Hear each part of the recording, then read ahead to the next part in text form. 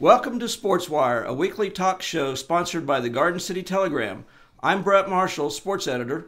And I'm Levi Bernfin. This week we'll take a look at Garden City Community College's huge upset win over Butler on Saturday. Then we'll take a look at the high school's first loss of the season at Northwest on Friday.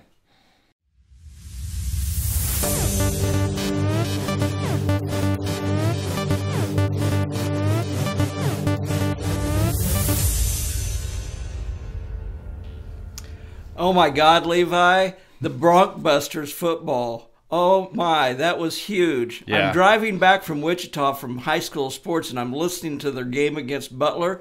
And what?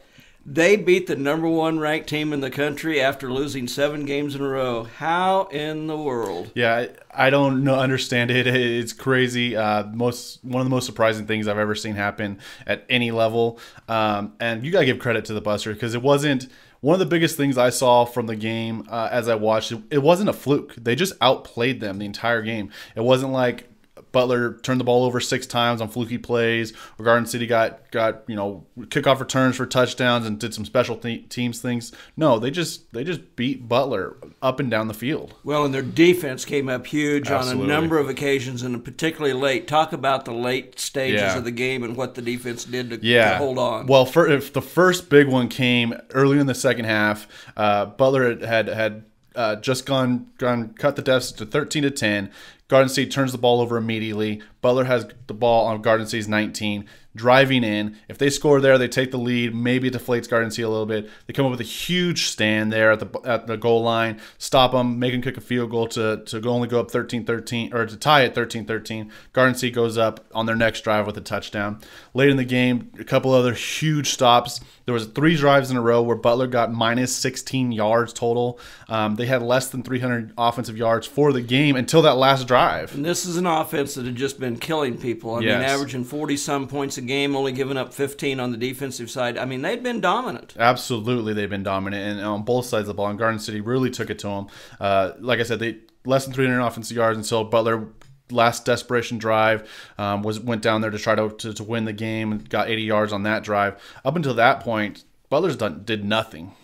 Well, and what a great win for Jeff Sims and the players that have just gone through a lot in the first year. Absolutely. It's a huge win for them. Big confidence boost for them and something they could really use going forward.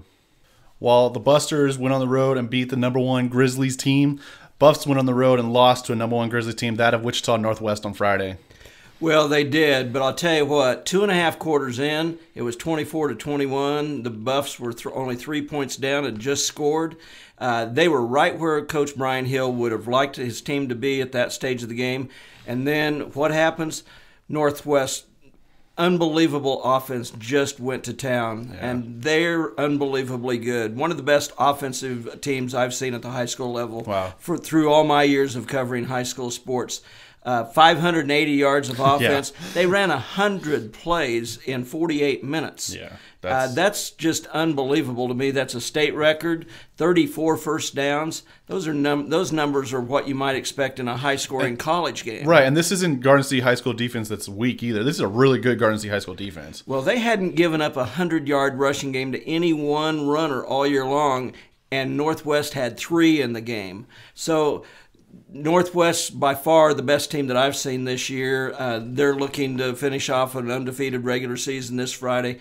But I think in the rearview mirror, Coach Hill will tell his kids that, hey, you played one of the best teams toe-to-toe for 2.5 quarters. A little break here and a little break there. You might have had a chance to win the game. Also on Friday, Holcomb continued to roll. Scott City stayed undefeated, and Ulysses back on track as well. What happened on Friday night? Well, big wins for all 3 games. No doubt they've reestablished everybody that they're the best in the area. Scott City continues to look like they're the best team in the area, rolling over Lakin 55-0. Ulysses gets a good win against Rose Hill, 35-0, and Holcomb has bounced back truly from their losses to Ulysses and Scott City earlier in the season. They've won 4 games in a row. All 3 of them are undefeated in their districts. Scott City this week has a chance to cap off another unbeaten regular season, and Holcomb has a chance to win their district. Same with Ulysses. They got to go on the road.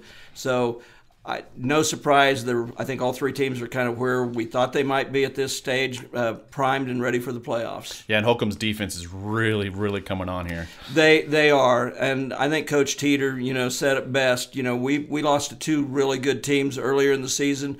They were good for us last year when they lost them, and bounced back and did really well. And this year, I think they've responded the same way. So I think he likes where his Longhorns are right now.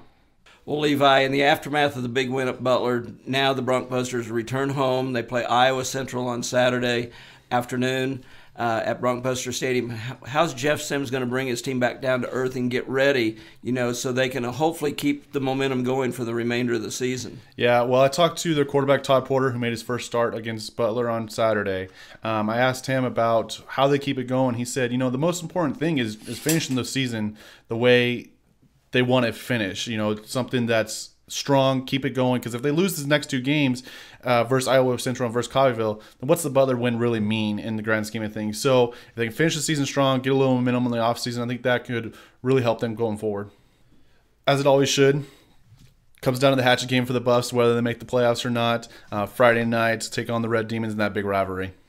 Well, how do you explain the hatchet game? It's really hard to put in words if you're not from Garden or Dodge City. Right. Biggest two schools in western Kansas, the only two 6A schools out in this half of the state. Just bitter rivals. They're in the same league. It's been going on since 1938, the hatchet game. But the series dates back to 1903. This will be the 118th game. Now, Dodge City's dominated for the whole history of the series, but in recent years, it's been pretty darn close. Garden City's won the last two. They're going for their third in a row, and over the last 20 years, I believe it's like 15-3, in favor of Garden City. So okay. Garden City went through a stretch of 13 straight wins, which is the longest winning streak either school's ever had in the whole history of the rivalry. So it's a great thing for the students, for the community. Really, the focus is on that. But Garden has to win pretty much to get into the playoffs. The point system that they use for the playoff determination, Hutch is right on their heels. If Garden wins, they're in. And, the only way that they couldn't get in is if Hutch somehow upsets Wichita Northwest on Friday night. Right, yeah, because Garden City is -5 in points. Hutch is at +9, so there's 14 points there. If Hutch happens to beat Northwest, they need it to be by a small margin. Garden City blows out Dodge. It's conceivable that Garden could win by 21 points to get to a +16. Mm-hmm. And if Hutchinson wins by 8, they would be at +17. And by the point system, they would get in even though Garden beat Hutch 2 weeks ago. So it's a little bit of rolling the dice, but you just got to take care of business. And I think win first. Yeah, and if nothing else, the WAC championship's on the line too, because both teams are 3-0 in the WAC, and so they have a lot to play for in many levels. So it should be an exciting game. And guess what? You get to go cover it. Yes, I do. Not just football going on this weekend. We've also got some teams competing in state. What's going on and what's the schedule like? Well, end of October means cross-country state championships and volleyball state championships, and we've got teams and schools competing in both. The Garden High girls qualified for the 6A, which will be in Topeka starting Friday afternoon. It's their first trip in 10 years, so for them it's a huge deal, and the girls are excited about the opportunity to go back and see how they match up with the best teams in the East, because they're the only school west of Wichita that's competing, and the only two schools really probably west of Topeka that are in the state tournament for volleyball. So it'll be interesting to see how they match up with the East schools on Friday during pool play. Ingalls girls will be in Hayes for the 1A Division II volleyball also on Friday. And then Saturday is cross-country state, both in Lawrence at Rimrock Farm for classes 6A and 3A. And we've got Garden City, Scott City, a few Lakin individuals are running. And then the 1A, 2A, and 4A are in Wamego. And that's kind of the exciting place for me to be looking at this year, because Greeley County's girls are going for their fourth straight 1A state championship. They're 8th in the last 10 years. Wow. And they've just been unbelievably dominant in Class 1A, and they've got a chance to do it again.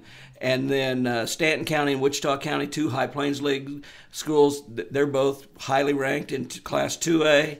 And then Hugoton will be one of the favorites in Class 4A, and Isaac Castro is going for his first individual title after finishing second a year ago from Hugoton. So it should be a fun and exciting 2 days at the state championships. Yeah, big weekend out there.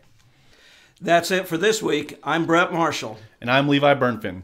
You've been watching Sports Wire, a weekly talk show brought to you by the Garden City Telegram. Catch our show every Thursday at 5 p.m. at www.gctelegram.com. Thanks for watching. And go Royals.